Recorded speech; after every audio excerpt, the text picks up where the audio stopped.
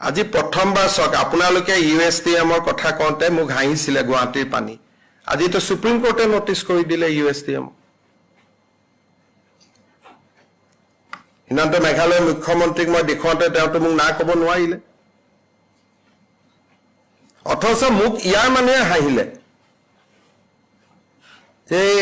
এনেই ক'ব পাৰে পানী আহে বন্ধ কৰিব নোৱাৰে কাৰণে ক'লে কিন্তু আল্টিমেটলি সুপ্ৰিম কোৰ্টে তো আজি নোটিছ কৰি দিলে অৰ্ডাৰটো আপোনালোকে লৈ ল'ব